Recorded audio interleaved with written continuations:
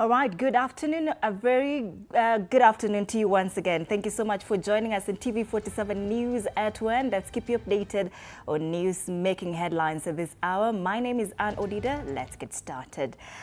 Now, the Independent Electoral and Boundaries Commission, IEBC, says all preparations for the All-Kalau parliamentary by-election have been completed, assuring voters that Thursday's poll will be conducted in a free, fair and transparent manner. IEBC chairperson Erastus Ethicon said ballot papers have been received and distributed to Nyandarua, polling officials trained, technology configured and the voter register certified ahead of the vote.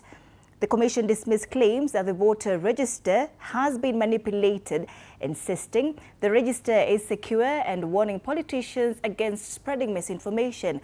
Ethicon also reminded voters that only a valid national ID or a passport will be accepted for voter identification.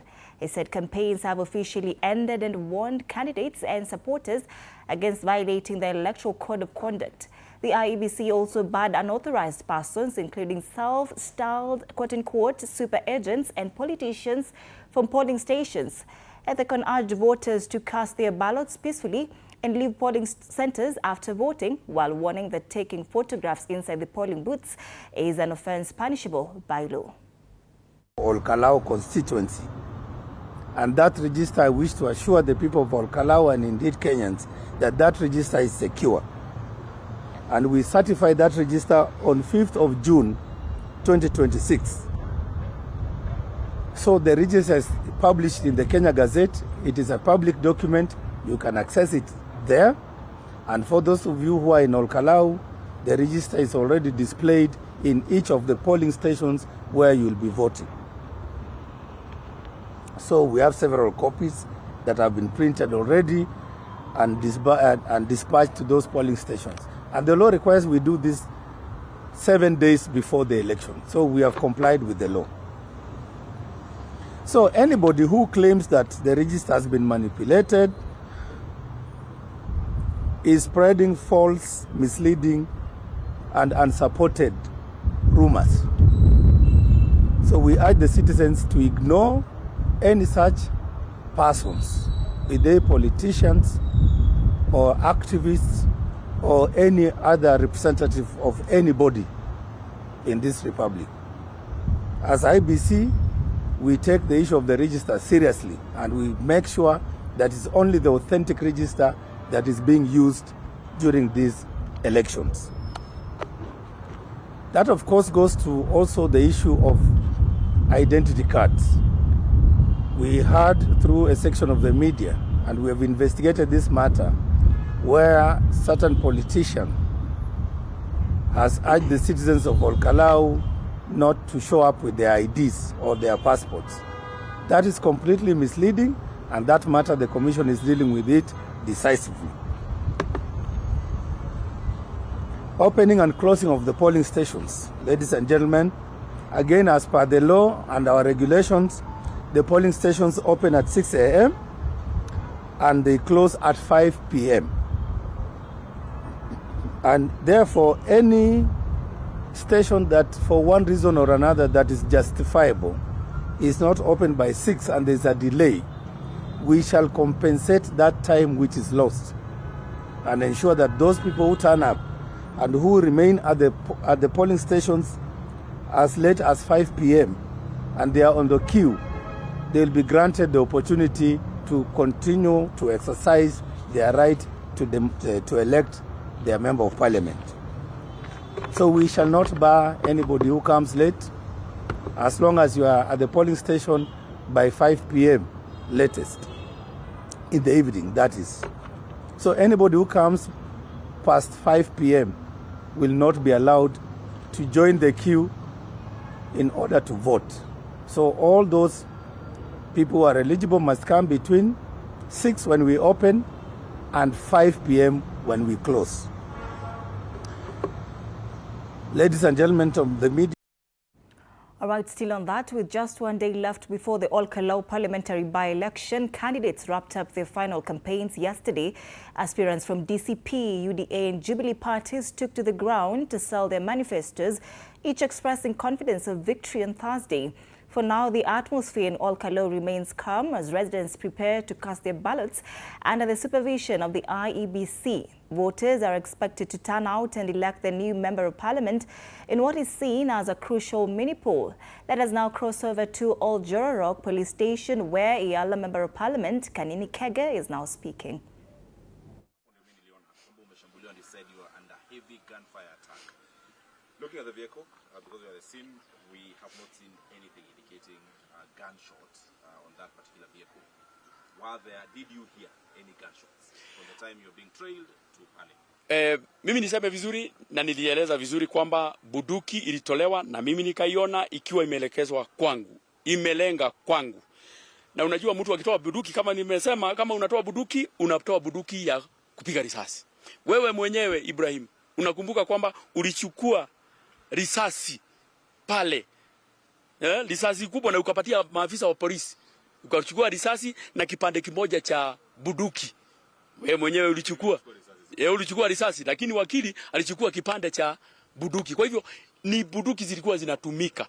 Lakini mimi sikumbuki wakifiatua risasi, lakini niseme kwamba katika harakati hizo my brother ni ile mguu niponye, na lazima tungefanya chochote kuhakikisha kwamba tumepata usalama, na ndivyo hata wewe ulipata habari na ukaja katika scene of crime. Swali la mwisho, umesema kwamba gari lako lilitolewa namba na wakili. That is not what we captured. We got to the scene immediately after. In fact, we got there even before your lawyer, and your vehicle had no number. I don't know, unajua mambo ya namba ni driver anajua. I don't know why the number. We were able to overtake, they were not able to overtake. So we sped off, and I told my driver, whenever you get the shopping center, at least where there are many people, to divert there and get there. And that is how we reached Kasuku. We got into Kasuku shopping center, but before we could even stop the engine of our vehicle, we saw the two vehicles again in hot pursuit of us. We were lucky that some shops were open at that time. Rushed to a shop that was open, and the owner of the shop, a lady, was very magnanimous and gracious. She allowed me in, she recognized me, and the good thing is that she locked the door because I told her I am under threat. So All right, and my colleague Sydney Chizima is in Olkalau and will be bringing us updates on that particular story in our subsequent bulletins.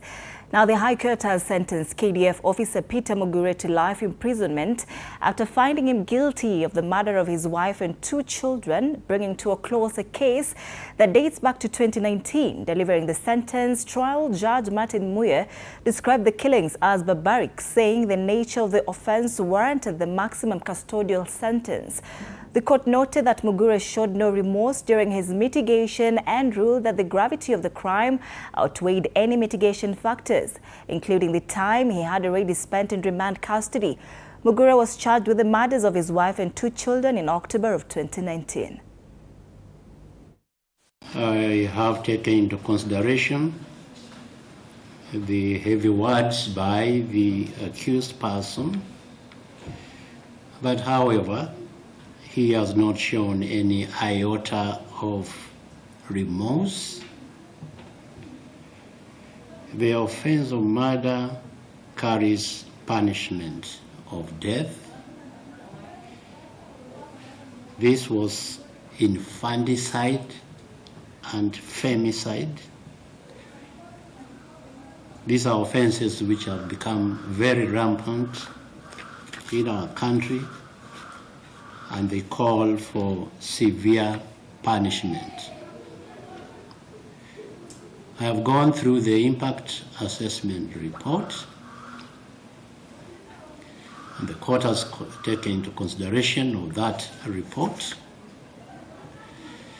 But the murders of the 3 accused persons I find were barbaric.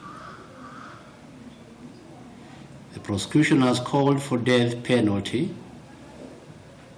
I am aware that the Muluatetu case has not made it illegal, but in the circumstances of this case, and in bearing in mind the time the accused person has been in custody, I sentence him to life imprisonment.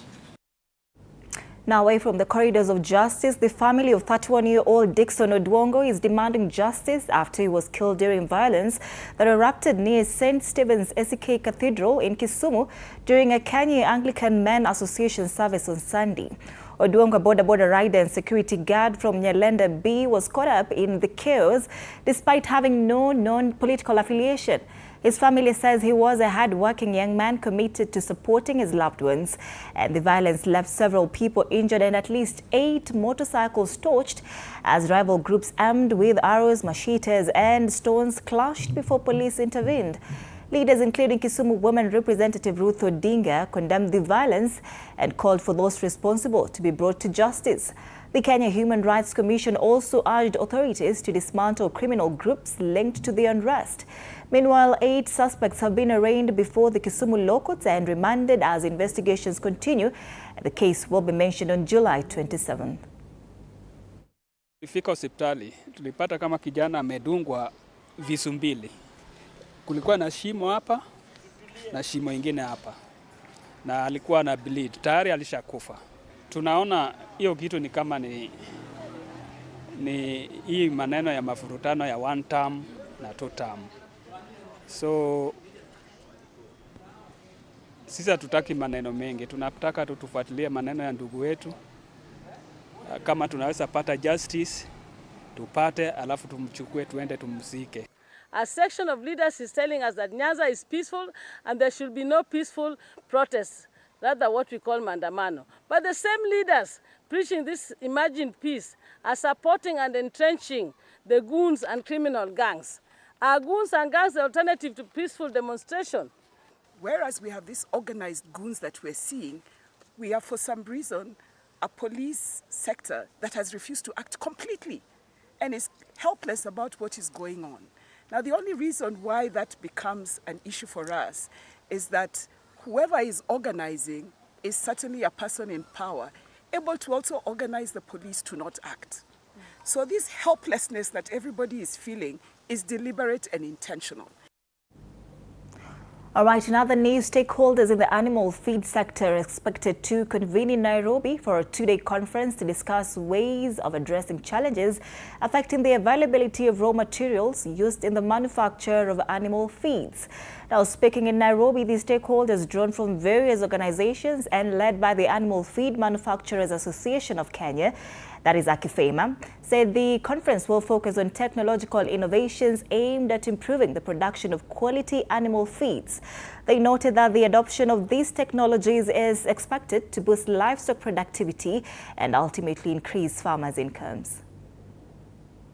Of feed millers to international feed millers and suppliers of inputs, and at the same time trying to empower farmers to do focus commercial livestock farming, so that progressively this country can start doing farming as a commercial activities in large scales. Our industry continues to face significant challenges.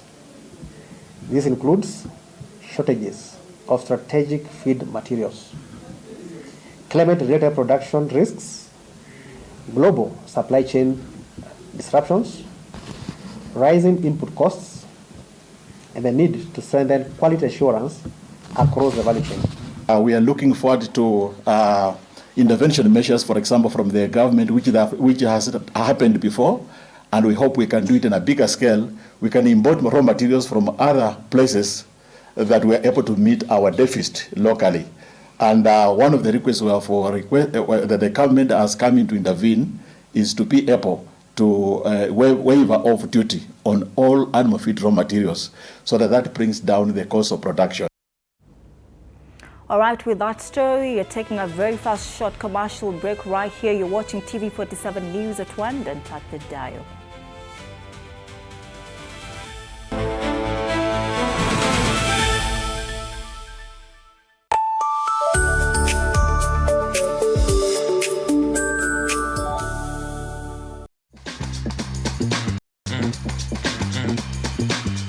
to be in the zone. Nairobi, where the hustle never sleeps and neither do the scammers. Link Up, we are talking about something that's affecting all of us. We are talking trust. We're diving into the campus life.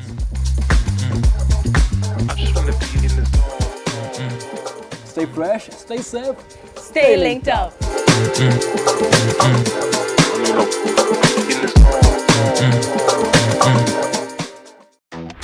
My father used to tell me that a hotel is the home for travelers.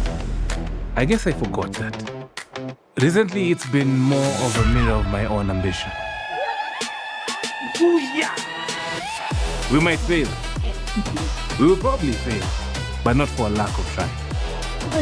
So for the last time, and the first time, welcome to Connect In, the best experience in Eastern Central Africa and its environs.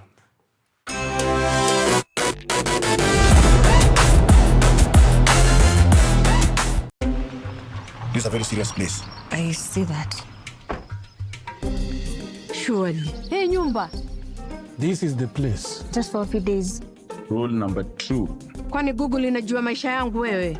That's my seat. It's a chair. It was hers. You're new here? Yes. You learned the rhythm. This place is run by structure. Structure. It is a system. Ni venye tu ni system haisikizi. And what happens if something you haven't chosen enters your day? I remove it. That's not always going to be possible here. Then you are going to have a problem. Noted. What are you planning? To escape from a resort? This is not a resort, my friend. This is a storage.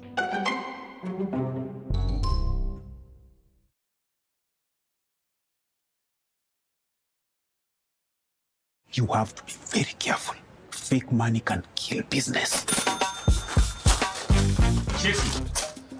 Na leo mko rada yangu. Small money, kapesa kadogo, big behavior. I only have big notes. Alikuwa anatafuta courage. Yaani nafaje kutengeneza kachumbari na manyanya zinakaa hivi? Ona, kiki ni kama kiwaru. Hiyo ni tonga commitment to the lie. Amejicommit. Ndio hiyo. Mpatie. Unajua kama una mtu kitu, hata tu salamu ya kawaida inakaa kama reminder. Habari yako? Sintalipa kesho. Kesho gani when? Si kesho ya kesho ya tomorrow. Hiyo tena. Mzee ni budi nikamchoka. Ni budi ni madeni.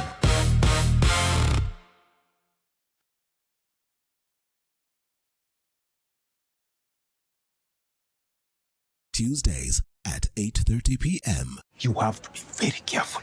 Fake money can kill business. Na leo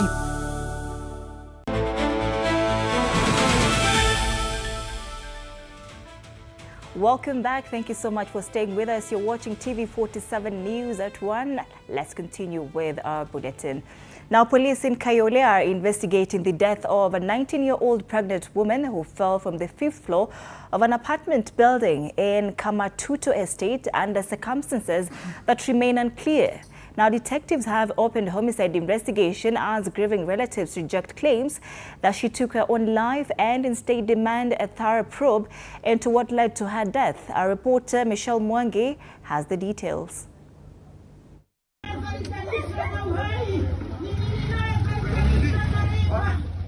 19-year-old Bella Kawamboi, who was more than 4 months pregnant, died after falling from the 5th floor of Dance Apartments in Kamatuto Estate, Kayole. Ameanza biashara yake na inaendelea vizuri.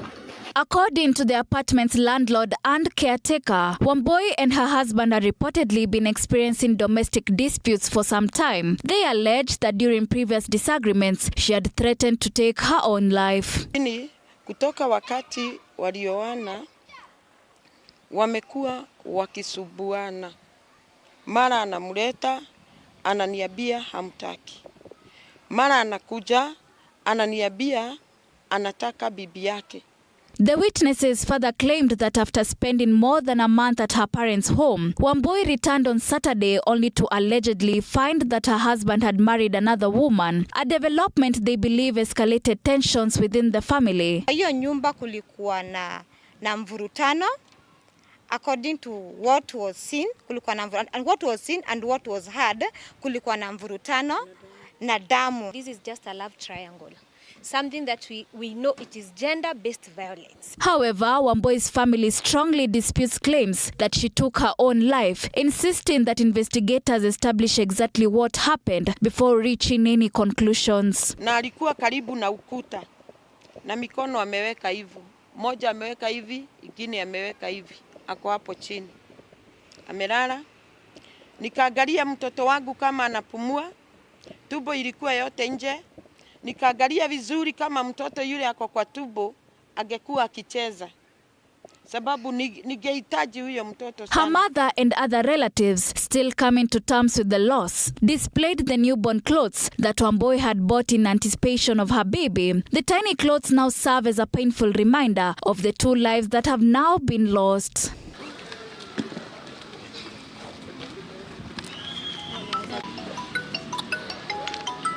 Police have since launched a homicide investigation to establish exactly what happened before her death, as the family appeals to investigators to leave no stone unturned. Haki ya mtoto wangu iweze kupatikana. Hivyo tu. Kwa sababu damu ya mtu sio kama damu ya mnyama. We want justice for our cousin. We cannot be collecting, going to the place and seeing blood and feeling that mtoto ameanguka kutoka juu mpaka chini. That is not what we believe in. Michelle Mangi for TV47. Condolences to the family. And our universities in the country are strengthening partnerships with the Kenya Institute of Special Education to ensure learners with disabilities are fully supported when the first competency-based education cohort joins Institution of Higher Learning in 2029. Speaking in a meeting, Kise and University Vice-Chancellors agreed to strengthen collaboration in learner assessment, research, assistive technology and capacity building to promote inclusive education.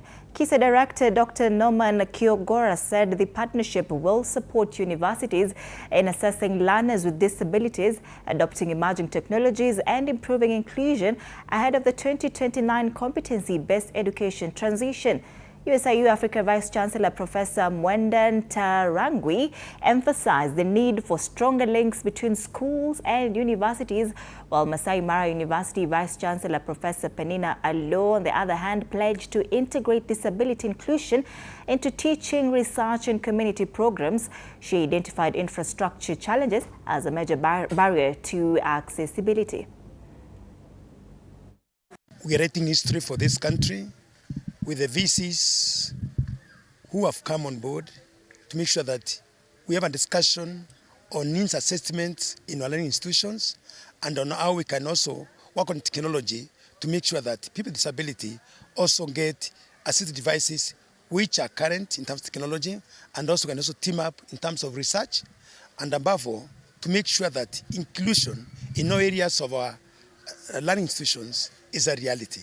And today we were called upon through our regulator, Commission for University Education, to come to Kenya Institute of Special Education to explore ways we can partner with them to make learning a smooth process for students with disabilities. In research and in outreach activities, we can integrate people living with disability. We can integrate our curriculum to include them. We can integrate our research to include them. And we need to integrate our outreach activities to include them. There's so much that universities can do to make this world a better place for people living with disability.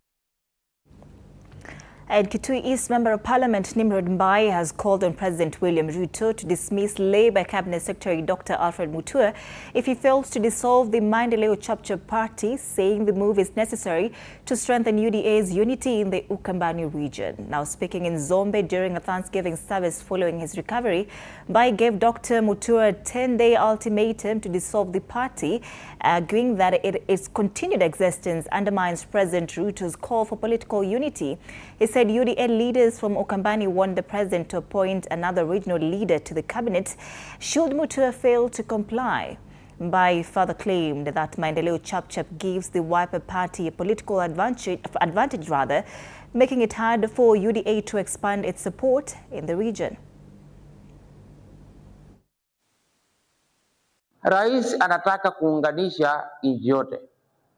Na wale watu walikuwa na vyama za kisiasa na wakajiunga na Rais William Ruto 2022 na tukashinda. Rais akawaambia badala ya kuwa na chama moja moja huko za village, mvunje hivi vyama tukae Kenya moja. Wabunyoro wakakataa, tukapeleka yeye nyumbani. Akaanza mambo ya shares. Si mnajua? Tukapeleka yeye wapi? Mheshimiwa Right Honorable Prime Cabinet Secretary Musalia Mudavadi ako na chama. Baada ya rais kusema watu wavunje, kuomba wenye vyama wavunje, ndio tukue na chama moja kubwa ya nchi yote ambapo hakutakuwa na ukabila. Musalia Mudavadi was the first one kuvunja chama yake.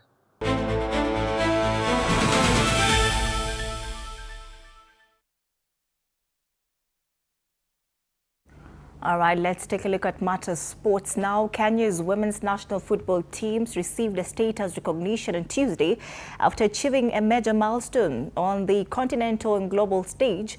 President William Ruto hosted both the Harambee Starlets and Junior Starlets, celebrating the Junior Starlets' historic qualification for the 2026 FIFA Under-17 Women's World Cup. The president also wished the Harambee Starlets well as they departed for France for a training camp ahead of their second appearance at the 2026 Women's Africa Cup of Nations, that is WAFCON, in Morocco. But also na wale wangwana wa Harambee Stars tufanye hivyo, si ndio? Sasa na nyinyi tutakubaliana vile tutatembea pamoja, sawa? I want the Ministry of Sports, the CS is here, and your team to calibrate. You know, we need to tufanye deal na hawa warembo wetu. Wakifanya hivi tunafanya hivi, wakifanya hivi tunafanya hivi. Muniandikie, alafu nikuje nipangane na wao, sawa sawa? So si mnajua hata wale jamaa tulipangana na wao, niliwaambia mkisongesha namna hii, mimi nasongesha namna hii. For us as a government and the Ministry of Education, the Ministry of Sports, FKF, Kenya Secondary School Games, to have a collaboration so that we are able to identify good talent, we are able to work on good talent so that we can have consistency on qualifying. If we can qualify every year, then that means that we are going to be a powerhouse in football. Team to the World Cup twice is not easy. So, Mr. President, my first request would be, please see that they have a contract with the government that they may continue to nurture talent every single day, and World Cup should be a routine for the technical bench. All right, congratulations to our superstars. And the International Mini Games program has expanded to Kenya's coast region, aiming to nurture young talent and prepare students to compete on the international stage. More than 100 schools from Kilifi, Mombasa, Nairobi, Kiambu and Machakos counties took part in the 20th edition of the Games that was held in Malindi. And besides promoting sporting excellence, organizers say the initiative also instills discipline, teamwork and Olympic values among learners. Winners of this year's edition will represent Kenya at the International Mini Games in Arusha, Tanzania this November. Sports. will be able to bring children into the values of Olympics, also even the values that are also being taught in their school, so that they can be able to be good children in school and also good citizens. Current education system, that is CBC, has incorporated these activities. So that is why we go to the schools each and every day from Monday to Saturday to make sure that we are able to impart the skills to the learners. Hii inatusaidia kwa sisi kama vile kuchoma shule, kutoa ifikiria kuchoma shule kwa dini. Unajua unapata starehe hapa na unajua kama ukiqualify utaenda November Arusha.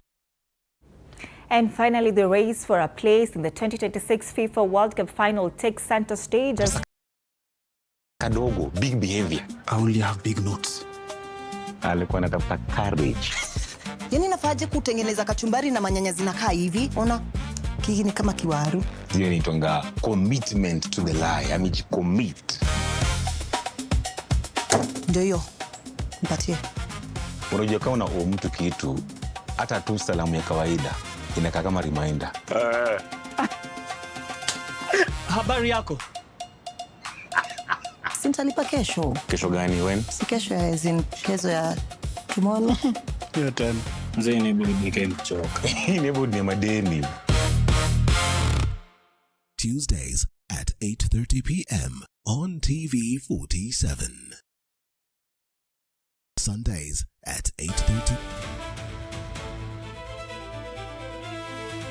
All right, that's a wrap for TV47 News at 1. Many thanks once again for making time for us and for choosing TV47.